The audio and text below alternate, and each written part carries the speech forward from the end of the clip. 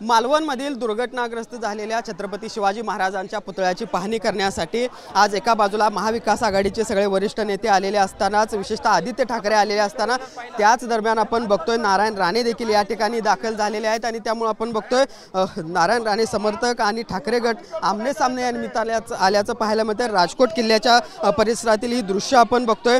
खरं तर आदित्य ठाकरे आत ही सगळी पाहणी करण्यासाठी गेल्यानंतर पोलिसांनी आपण बघतोय की कशा पद्धतीनं या एका बाजूला नारायण राणे समर्थकांना या ठिकाणी अडवलेलं आहे। आदित्य ठाकरे यांच्याकडून ही सगळी पाहणी झाल्यानंतर पुन्हा एकदा या सगळ्या राणे समर्थकांना आणि नारायण राणे यांना पुतळ्याची पाहणी करण्यासाठी सोडलं जाणार आहे। मात्र तुर्तास आपण बघतोय की या सगळ्यावरून मोठा वाद आहे तो या ठिकाणी किल्ल्याच्या ठिकाणी आपल्याला पाहायला मिळतो। एकमेकाला आव्हान प्रतिआव्हान जे आहे ते देखील दिलं जात असल्याचं आपल्याला पाहायला मिळतंय।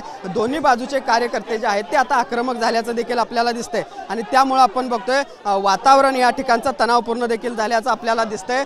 कशा पद्धतीची परिस्थिती राजकोट किल्ल्याच्या परिसरामध्ये आहे हे दृश्यावरून आपल्याला समजू शकेल। खरं तर पोलिसांनी एकाच वेळी या दोन्ही नेत्यांना आणणं थोडंसं कठीण होतं, याची दक्षता खरं तर पोलीस प्रशासनाने घ्यायला हवी होती। मात्र दोन्ही नेते एकाच वेळी या ठिकाणी आल्यामुळे आपण बघतोय मोठा गोंधळ जो आहे तो पाहायला मिळतोय। आदित्य ठाकरे यांना बाहेर काढा अशा पद्धतीची मागणी या सगळ्या राणे समर्थकांकडून होताना आपल्याला पाहायला मिळते आणि त्यामुळेच आपण बघतोय की मोठा तणाव यामुळे निर्माण झाल्याचं देखील आपल्याला दिसतंय।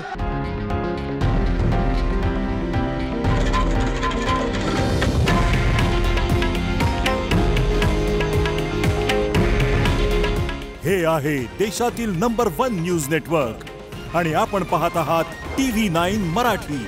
काळजी तुमची, हित महाराष्ट्राचं।